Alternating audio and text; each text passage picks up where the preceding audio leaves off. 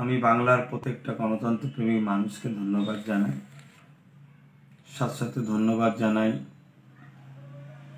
রাজ্যের তৃতীয়বার যিনি মুখ্যমন্ত্রী হয়েছেন মমতা ব্যানার্জিকে। মানুষের রায়কে ধন্যবাদ জানিয়ে মানুষ তেনাকে পছন্দ করেছেন।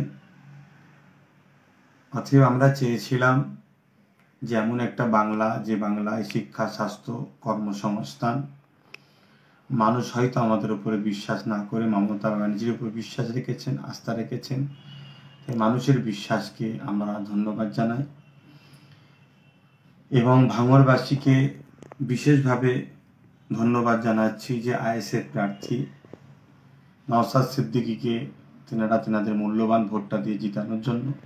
পাশাপাশি সংযুক্ত মোর্চার প্রত্যেকটা প্রার্থীকে যেখানে যেভাবে ভোট দিয়েছেন প্রত্যেকটা ভোটারকে আমি ধন্যবাদ জানাচ্ছি।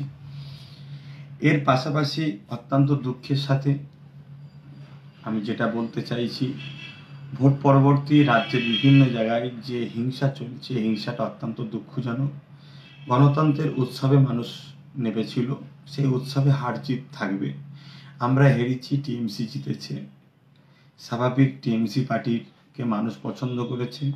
তাই টিএমসি পার্টির প্রত্যেকটা কর্মীদেরকেও আমি ধন্যবাদ জানাচ্ছি যে আপনাদেরকে মানুষ পছন্দ করেছে। নিশ্চয়ই আপনাদের কর্মকাণ্ড তেনাদের ভালো লেগেছে, তাই আপনাদেরও ধন্যবাদ।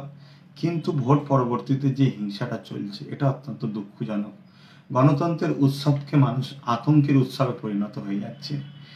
আজকে বিভিন্ন জায়গায় জিসিপি দিয়ে ঘর ভাঙা হচ্ছে এবং এই মারপিট হতে হতে দেগঙ্গার বিধানসভাতে কদমগাছিতে হাসানুজ্জামান বলে একজন আইএসএফ এর সমর্থক, তাকে অস্ত্র দিয়ে কুপিয়ে তাকে হত্যা করা হয়েছে নৃশংসভাবে।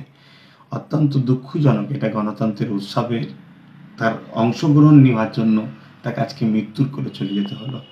পাশাপাশি ভাঙড়ে নারায়ণপুর অঞ্চলে গাজী হাকিবুল মৃত্যুর সঙ্গে লড়ছে এই গণতন্ত্রের উৎসবে সে অংশগ্রহণ করেছিল বলে।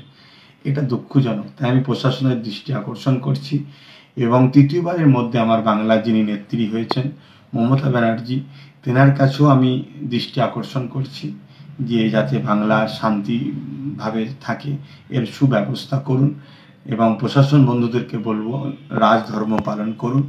পাশাপাশি এই দুঃখ সময়, যে সময়তে একদিকে যেমন টিএমসি বন্ধুরা তেনারা আজকে জিতেছেন, আনন্দের বিষয়, অবশ্যই তেনাদের আনন্দকে আমি সাধুবাদ জানাচ্ছি।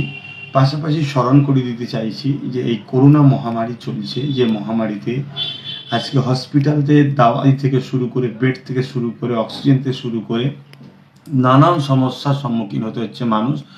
অর্থাৎ এত মানুষের করোনা হচ্ছে যেখানে ঠিকভাবে সমস্ত সুযোগ সুবিধা মানুষ দিয়ে উঠতে পারছে না, মেডিকেল ঠিকভাবে সেগুলো সাপ্লাই দিতে পারছে না, স্বাস্থ্য সেভাবে পরিচালনা ঠিকভাবে করতে পারছে না, রাস্তাতে মৃত্যুর মিছিল চলছে।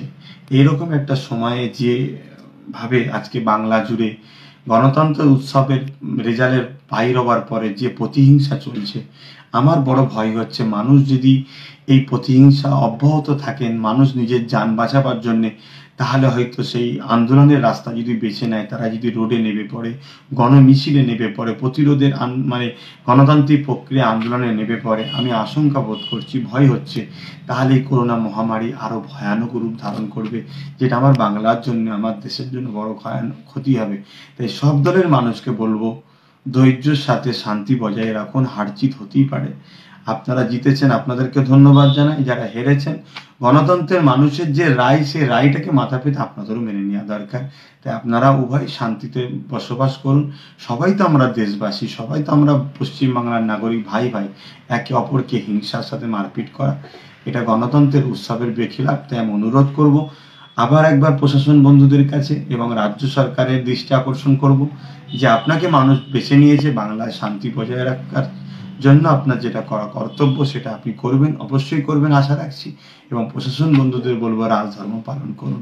সবাইকে আবার বলি শান্তি বজায় রাখুন, সবাই মিলেমিশে থাকুন।